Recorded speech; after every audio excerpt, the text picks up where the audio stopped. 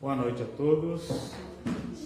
Boa noite ao pessoal que está nos assistindo remotamente. Bom, vamos iniciar, como sempre, com os nossos recados. Temos alguns recados aqui. Um dos recados que nos foi pedido para passar é que a palestra hoje seria da Dona Miriam, porém, ela teve um problema de óbito na família e ela não pôde vir. Então, quem vai fazer a palestra hoje é o nosso irmão Alexandre, e no dia 29, Dona Miriam faz, então, a palestra, ok? Então, fica marcado para o dia 29 a palestra da Dona Miriam.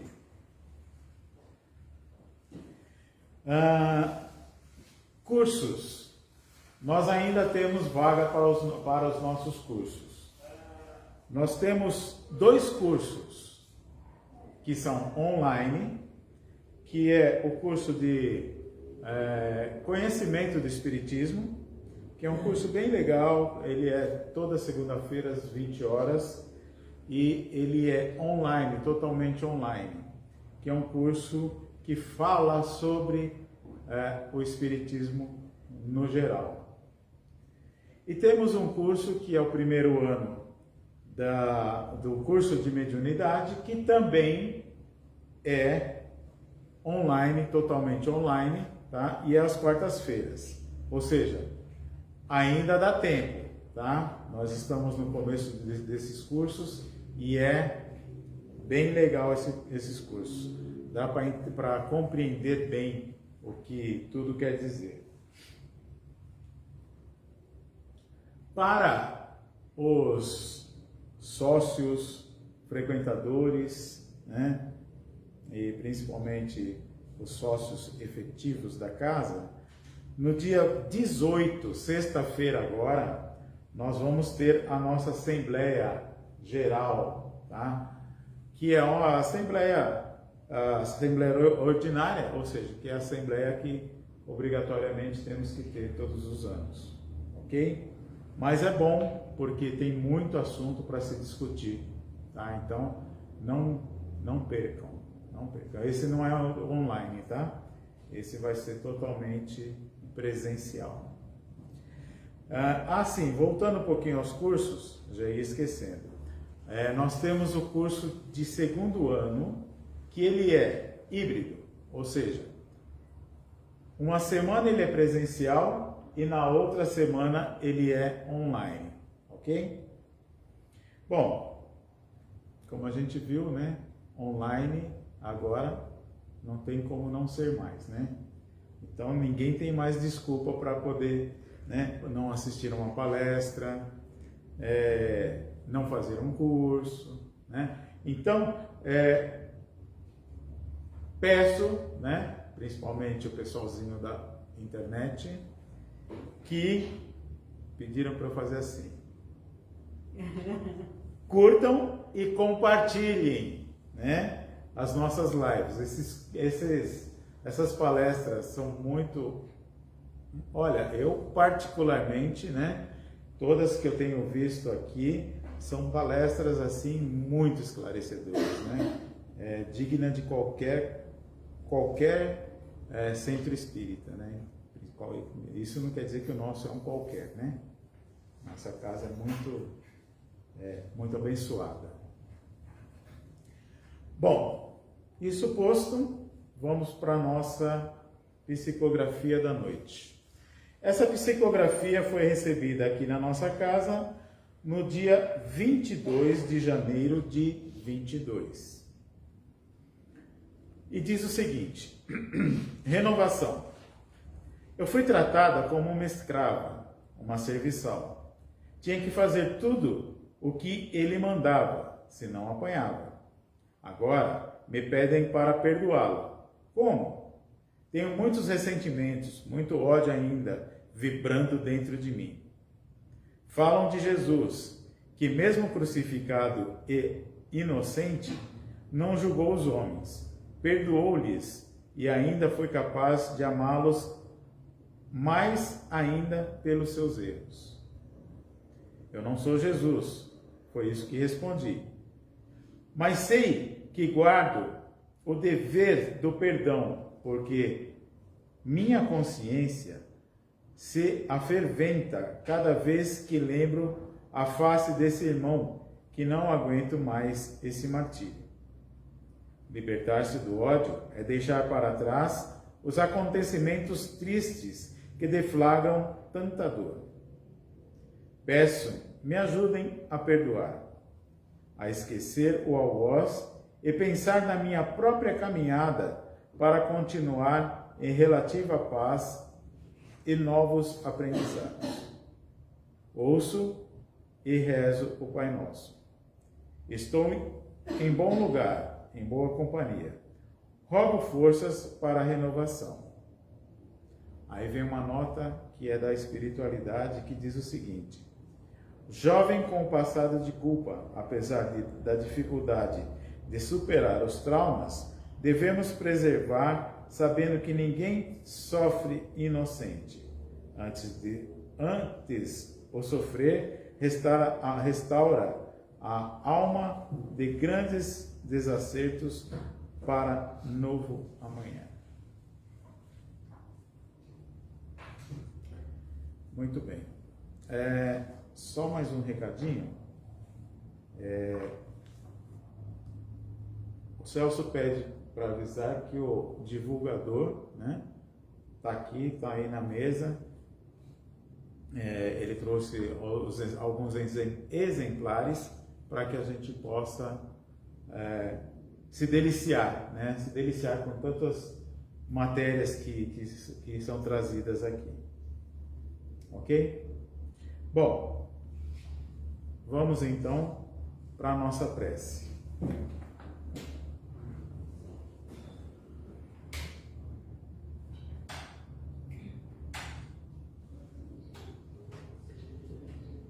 Então, já sendo envolvidos pelas bênçãos do nosso Pai, pelo carinho do nosso irmão e Mestre Jesus, nós os pedimos, Senhor, que as Tuas bênçãos, Teu carinho, possa permanecer conosco durante essa tarefa a qual nos propomos, Senhor. Que todos nós, aqui presentes ou não, possamos receber as lições que o nosso irmão Alexandre vai nos passar esta noite e que elas possam servir para o nosso amadurecimento espiritual. Que as Tuas bênçãos, Senhor Jesus, possa envolver esse nosso irmão e a todos nós, com a graça de Deus. Que assim seja.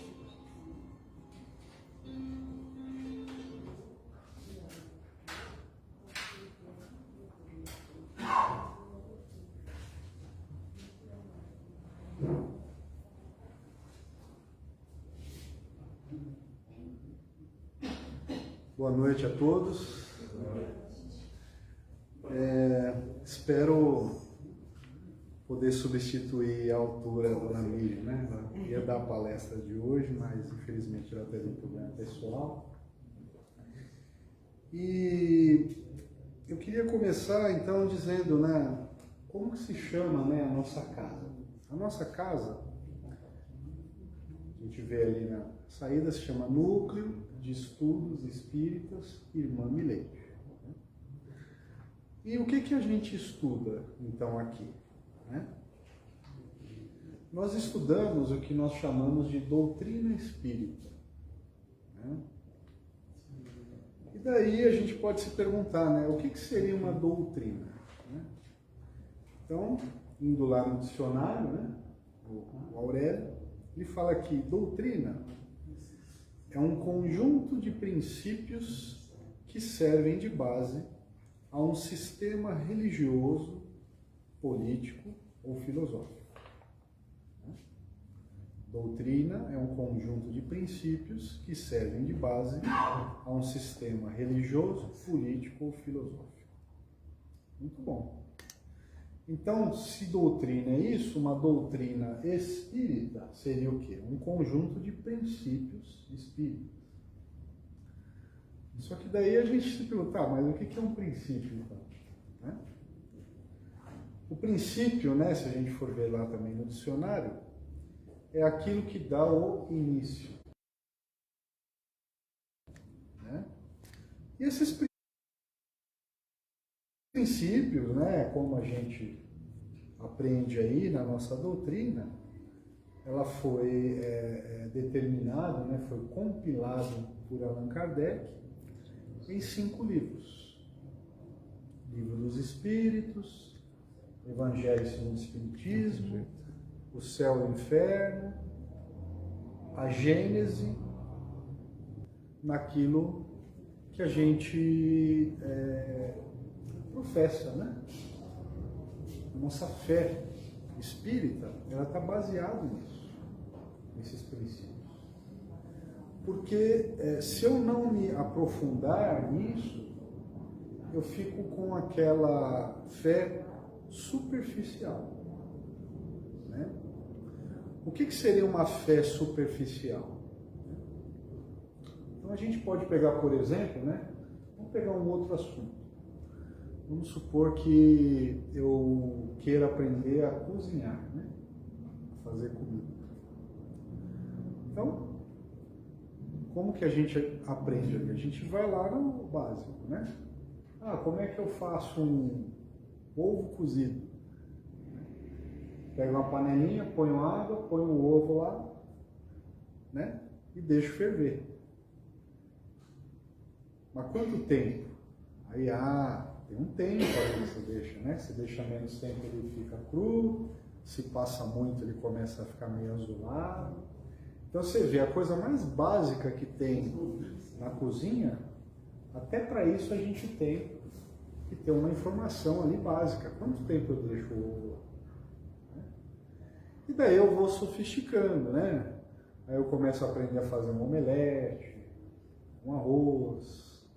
Aí depois de um tempo eu já aprendo a fazer lá um tempero de uma carne, quanto que eu ponho de tempero para ficar gostoso, o tempo que eu tenho que deixar no forno. Então eu vou sofisticando, né? Até que eu possa ser um grande chefe de cozinha, por exemplo, que daí eu sou capaz de criar os pratos, né? Então a gente começa ali do princípio e vai aprofundando. Na música também pode ser assim, né? Eu pego um violãozinho lá, aprendo 1, 2, 3 posições e toco lá a minha musiquinha. Mas eu posso também, por exemplo, estudar as notas musicais, saber o que é a harmonia, o ritmo, quando que eu uso lá a clave de sol, né? Quando que eu ligo ali as notas, eu começo a saber ler a música, né? E assim por diante. Então, qualquer assunto existente no planeta Terra, eu posso ficar ali na superficialidade, eu posso me aprofundar, o quanto eu quiser. A música, por exemplo, é um assunto que eu posso ficar a minha vida inteira estudando e sempre vai ter alguma coisa nova, uma coisa que eu não sei. Cozinha é a mesma coisa. Se eu vou ali para o ramo do computador, da eletrônica, de como pilotar um barco, um avião, né? Como fazer uma pintura, e assim por diante. Né? Qualquer assunto humano, por mais singelo que seja, vale uma vida inteira de estudo. Né? A agricultura, por exemplo, né? A época de plantar, que solo utilizar, se põe muito ou pouca água, qual é a época do ano. E com a doutrina espírita é a mesma coisa. Eu posso ficar na superficialidade ou posso me aprofundar. Né? Em matérias de religião, a superficialidade, geralmente é quando a gente fica preso aos rituais e aos dogmas, né? Os fariseus na época de Jesus Cristo eram assim. Então ele tinha aquela regra, sábado não pode fazer nada, né? Antes de comer tem que lavar a mão, quando eu vou lá no templo eu tenho que fazer um sacrifício, tenho que dar um dinheirinho, tenho que usar uma roupa de tal jeito, né? A mulher, quando tinha a menstruação, ela tinha que ficar separada lá do convívio familiar no quarto, em casa. Se estima que os fariseus tinham mais de 1000 regras religiosas de convivência. E obviamente eles não conseguiam cumprir, né? Então isso é um motivo dos sacerdotes dominarem as pessoas. Porque a pessoa se sentia culpada, ela ia pagar lá um tributo, alguma coisa, por causa daquela regra que ele não conseguiu cumprir. Você vê que nem uma cura milagrosa de Jesus Cristo, que curou um paralítico no sábado, eles nem chegaram a cogitar, né? Nossa, mas como é que esse homem conseguiu curar um paralítico? Não, eles acharam ruim que Jesus curou no sábado, né? Ele fez um homem andar e os fariseus estavam tão cegos por causa dessa coisa das regras que tinham que ser cumpridas, dos rituais, que não cogitaram isso. Nossa, como é que um homem cura um paralítico? Não, eles acharam ruim que ele curou no sábado. Então você vê que muitas vezes esses rituais, esses dogmas, eles nos cegam para a real essência, para aquilo que realmente importa na nossa religião, né? Ou na nossa religiosidade. Graças a essa superficialidade na religião, é que foi, por exemplo, possível uma pessoa usar um crucifixo no peito e ter escravos, por exemplo. Então um escravo era chicoteado ali, e daí o pessoal ia para a missa. Então quer dizer, eu estou cumprindo com o meu papel aqui. Eu vou na missa, eu ajoelho, pego a... Estou dando um exemplo da religião católica, mas pode ser qualquer um. Nós aqui, eu posso vir aqui, assistir uma palestra, tomar um passe, aí vou lá na rua, tem uma pessoa caída no chão lá, me pede dinheiro, eu dou um chute na pessoa. É a mesma coisa. Eu só cumpri o meu ritual, vim aqui, assisti uma palestra, tomei um passe, tomei uma aguinha, não sei o que, fui embora. Essa religiosidade é o que? Superficial. É só para cumprir tabela. É só para dizer que algumas vezes por semana eu vou num lugar, passo ali meia hora, uma hora, faço ali o que o sacerdote manda e vou embora. Então, a doutrina espírita, ela tem alguns princípios que vale a pena conhecer para que a gente realmente tenha essa noção de religiosidade dentro do nosso coração, para que isso realmente afete a nossa vida.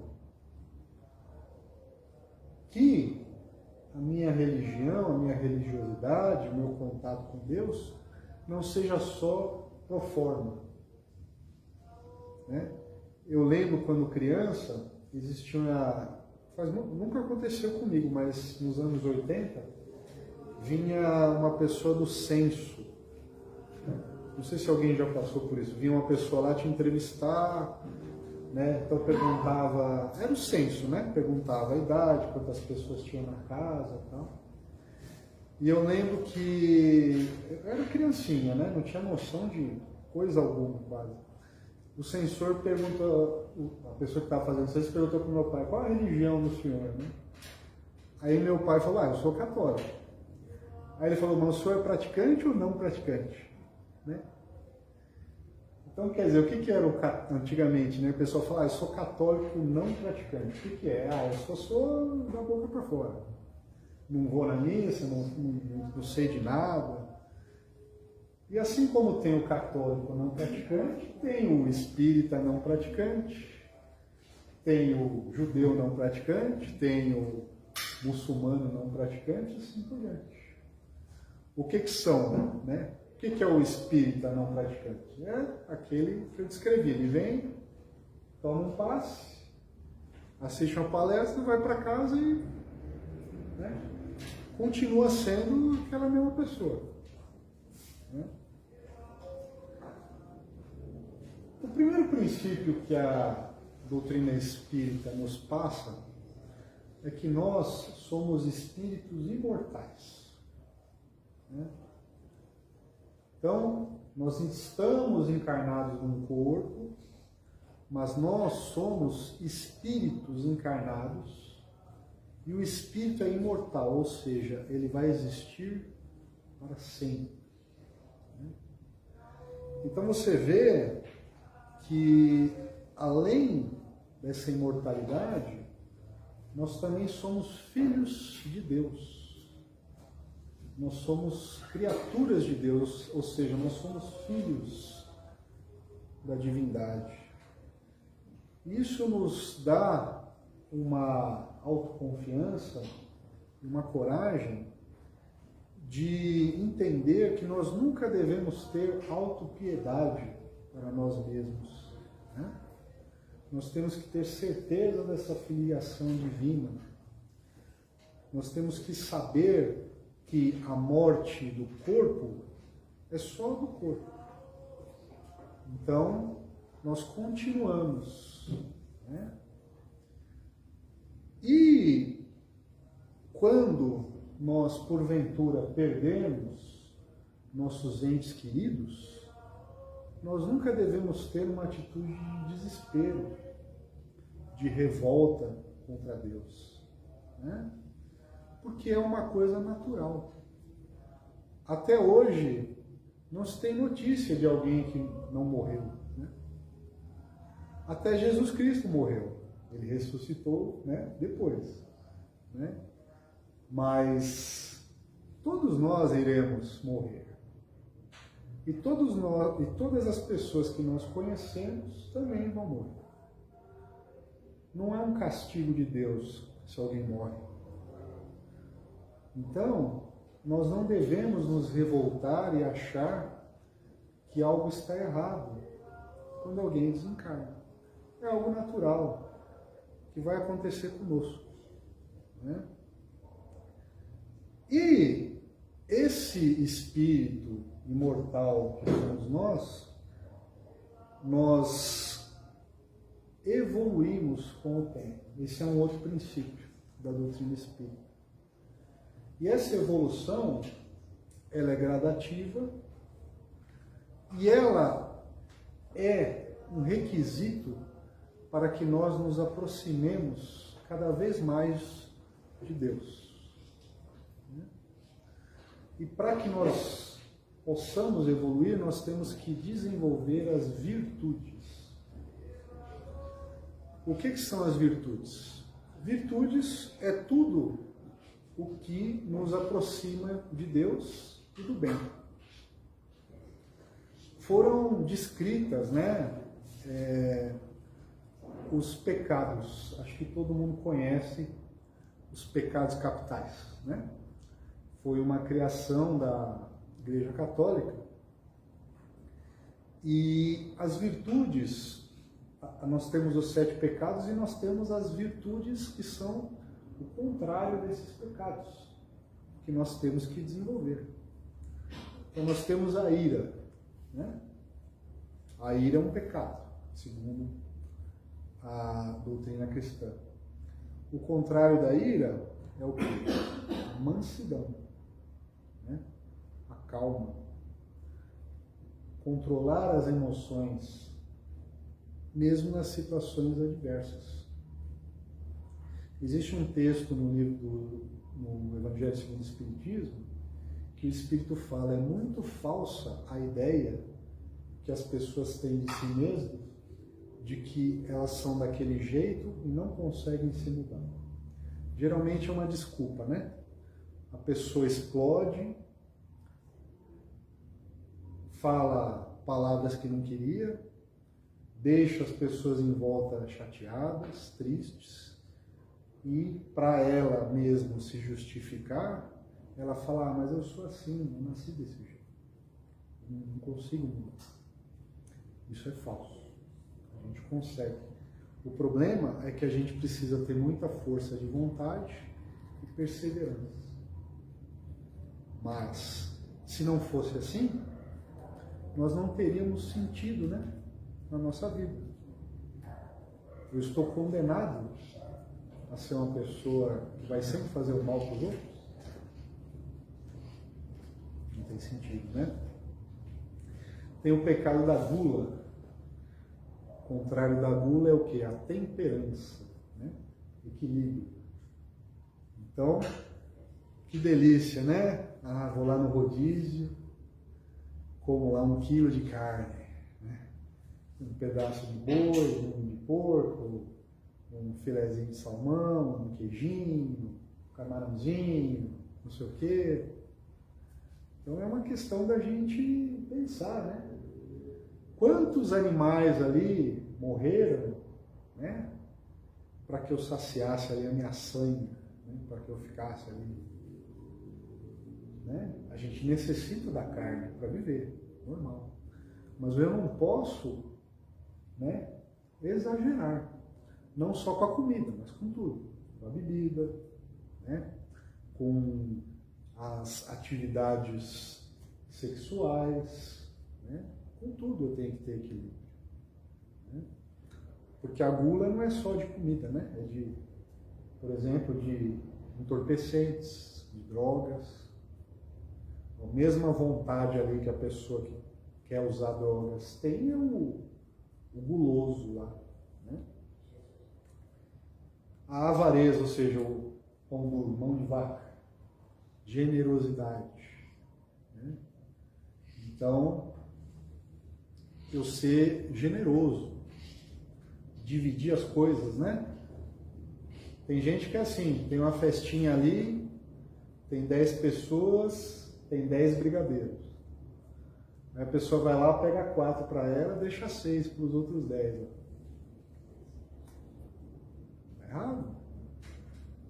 Dividir as coisas. Pô, às vezes a pessoa não tem condição de fazer aquela mega festa. Fez o que deu. Então, ó, eu percebi aqui, vamos ver um jeito aqui que dá para todo mundo, né? Sem ficar apontando também, ó, tinha que ter mais comida aqui. Né? Às vezes não deu, a pessoa não conseguiu. Não. Generosidade. A luxúria, o contrário da luxúria é a castidade, né? Tem a ver com aquela coisa do excesso, que a gente já citou. Preguiça, diligência, né? Ou seja, o preguiçoso, né? Ele está cometendo um erro. Vocês conseguem conceber, por exemplo, Jesus Cristo preguiçoso? Ó, Jesus ali, a pessoa ali, não, depois eu vejo. Né? Jesus era diligente, ele fazia. Né? Não sei se alguém já teve a curiosidade de tentar ver no mapa as cidades, né, que Jesus foi. Se você vê lá Jerusalém e a Mar da Galileia, no mapa, são 740 quilômetros. Existe até hoje, né, as duas cidades. Então você imagina o quanto que Jesus Cristo não andou a pé, ali, ó, né? E onde ele parava, atendia as pessoas, conversava, ensinava. Então, não dá para eu ser alguém evoluído e ser preguiçoso. Isso não existe. Preguiçoso fica lá atrás. A inveja, né? A inveja é o pecado assim que é o mais difícil de admitir, né? Quase todo mundo pode admitir algum desses aqui. Eu sou meio guloso, sou meio preguiçoso. Mas alguém admitir e falar, eu sou invejoso, é difícil alguém dizer, né, que é invejoso. Mas a gente tem inveja. Porque a inveja, assim, a inveja não é que eu não quero que a pessoa tenha o bem na vida dela. Não é que é aquela coisa assim, né? Eu estou numa empresa, a pessoa teve aumento e eu também tive aumento, mas eu fico triste porque a pessoa teve aumento. Eu queria que eu prefiro eu também não ter e ela também não ter. Esse é o invejoso. Ele quer ver o outro mal. E a gente tem muito esse tipo de atitude. Né? É algo que a gente tem que combater. Né? A gente tem que controlar. Opa, estou sentindo inveja, eu já faço uma prece lá, Jesus, me ajuda. Outra coisa, né? Alguém imagina Jesus invejoso? Jesus com inveja lá do Pedro? Não dá, né? E a vaidade é o último, né? Esse também é um que geralmente a gente admite, né? Ah, eu sou meio vaidoso, eu vou cortar o cabelo, não sei. O contrário da vaidade é a humildade, né? Porque o humilde, ele não quer se destacar. Ele não faz as coisas para que os outros vejam. Ele faz porque é bom, é o certo. Outro princípio que tem na doutrina espírita é sobre a encarnação. Então, a doutrina espírita nos conta que a gente desencarna e encarna quantas vezes for necessário. Quantas vezes for necessário para quê? Para que eu desenvolva essas virtudes aqui. Então vamos supor, eu sou uma pessoa violenta. Então eu encarno para que eu aprenda a não ser violento. Então, por exemplo, eu aqui, 1,70 m, né, barrigudinho e tal. Se eu for querer ser violento, eu vou apanhar todo dia aí, na rua, né? Então, eu encarnei nessa condição para, né, suportar. O cara lá de 2 metros de altura me provoca, né? Acontece alguma coisa no trânsito, né? Então eu estou desenvolvendo. Apesar que tem uns baixinhos aí que são meio invocados, eles brigam também, né? Mas não estou dizendo que tudo baixinho é violento, né? Um exemplo que eu estou dando. Mas eu estou dizendo assim, as nossas condições de vida, da nossa encarnação, é para a gente se provar e tentar melhorar. Né? Honestidade, por exemplo, eu posso encarnar num local que a desonestidade é normal, é até incentivada. E daí, para eu me provar honesto, eu resisto, falo, não quero participar disso. Porque nós temos que desenvolver e provar que nós conseguimos resistir a essas provas. Né? Então, aí a gente vai encarnando e desencarnando. Então, imagina que numa determinada encarnação, eu não seja mais uma pessoa violenta. Eu consiga ser calmo, tranquilo, não partir para as vias de fato ou para as palavras ásperas na primeira contrariedade que eu tenho. Eu consigo ali ficar calmo. Só que, por exemplo, eu sou meio preguiçoso. Eu gosto de ficar ali fazendo hora, casa lá meio suja, não sei o quê. Então, o que vai acontecer comigo? Eu vou nascer num ambiente que me obriga a ser uma pessoa diligente. Eu vou ter que trabalhar para viver, eu vou ter que ter esforço para conseguir dinheiro, né? Para que eu combata aquela preguiça que eu tenho. Né? A luxúria, por exemplo, é outro pecado aqui, né? Eu gosto de ter prazeres e tal. Eu posso nascer num corpo ali que não é tão agradável, que não me proporciona tantas oportunidades.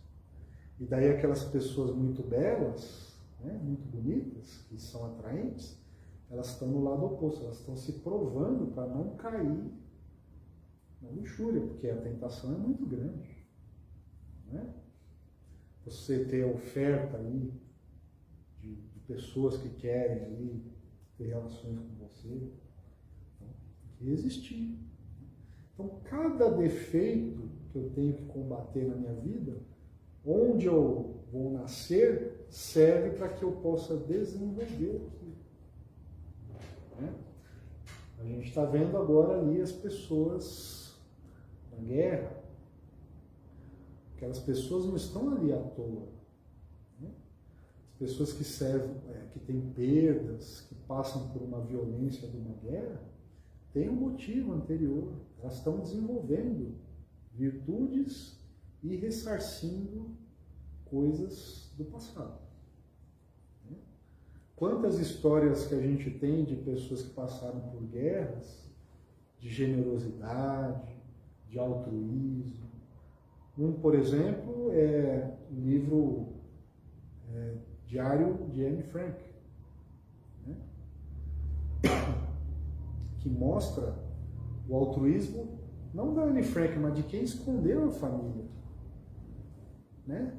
Porque a pessoa pegou a família da Anne Frank e eles ficaram 3 anos escondidos dentro da casa da pessoa. E a pessoa que acolheu eles não os conhecia. Acolheu assim porque viu que eles iam ser mortos, pegou eles, levou para dentro de casa e deixou lá, os alimentou, né? Sem os conhecer. Então você vê, é uma guerra, uma coisa muito difícil, que despertou quem? Naquela pessoa que acolheu a família da Anne Frank, a generosidade, a caridade. Com certeza foi um salto evolutivo gigantesco que essa pessoa teve. Ela estava viva até, se eu não me engano, 2010. Ela morreu com 92 anos. Ela era uma secretária, a senhora que acolheu a Anne Frank. Isso nos dá uma dica de que a gente nunca deve reclamar da vida.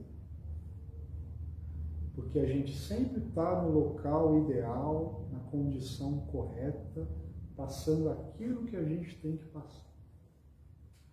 Porque senão, Deus estaria discriminando os seus filhos. Deus seria injusto. Não é?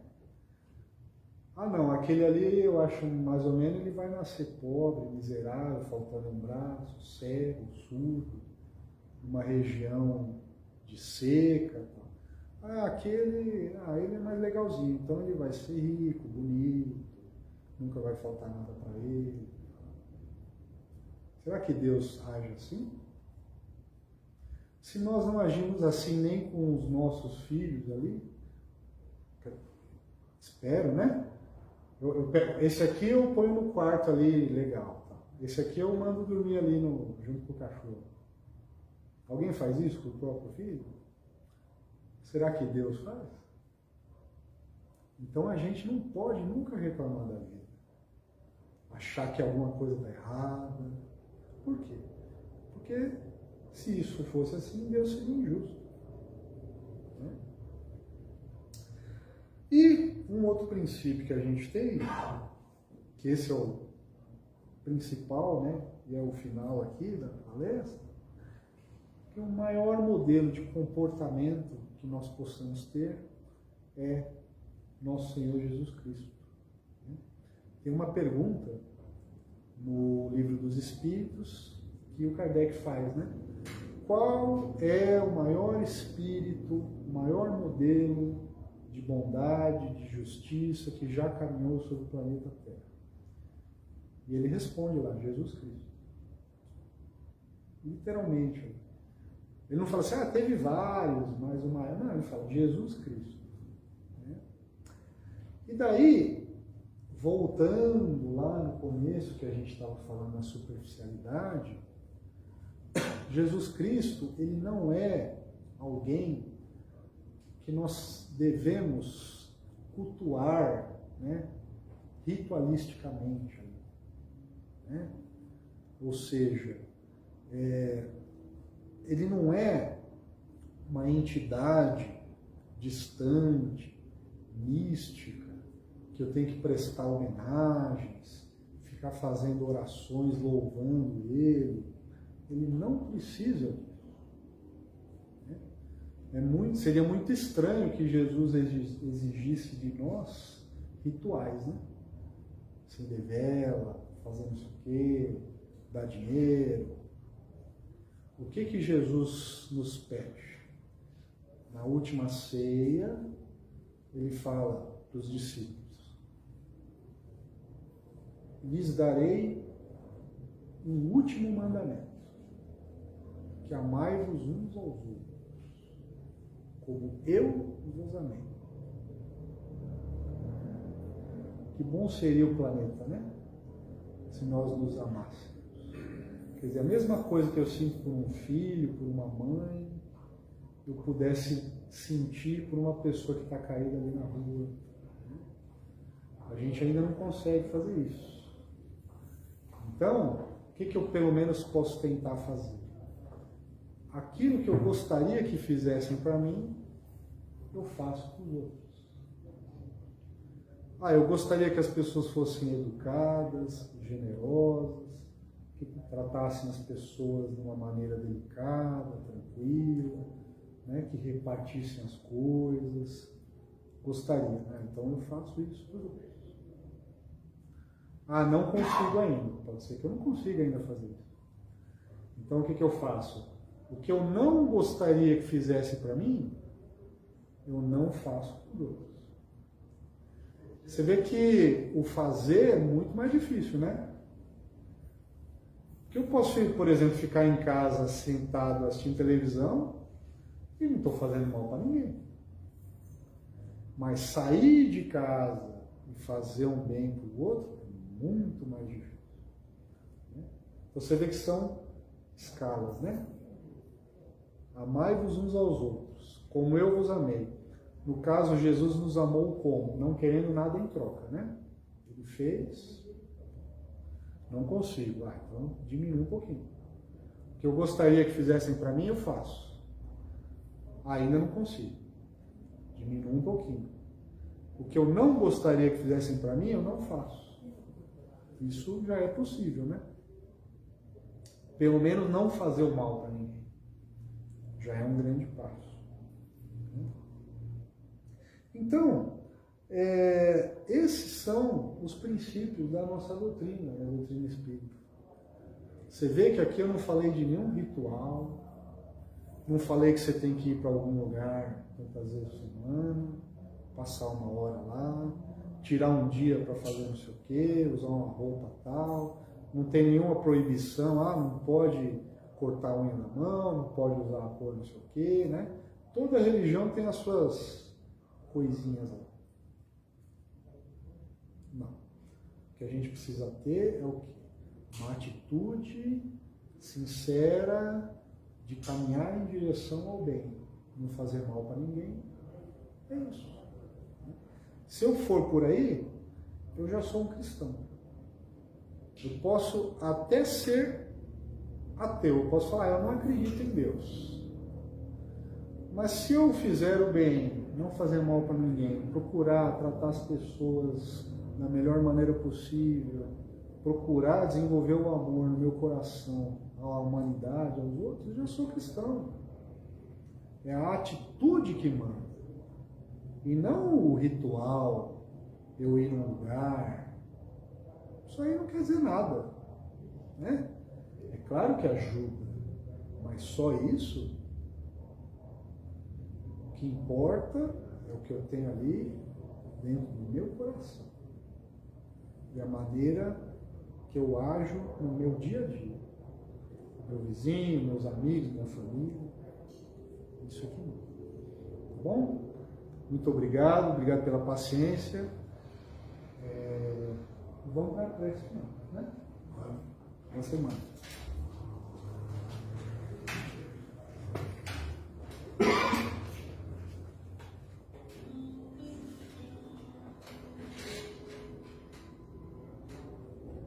Mestre Jesus, mais uma vez, Senhor, nós nos colocamos diante de Ti para agradecer por essas palavras, pelos ensinamentos desta noite, que nós possamos, Senhor, colocar em prática tudo o que aprendemos aqui.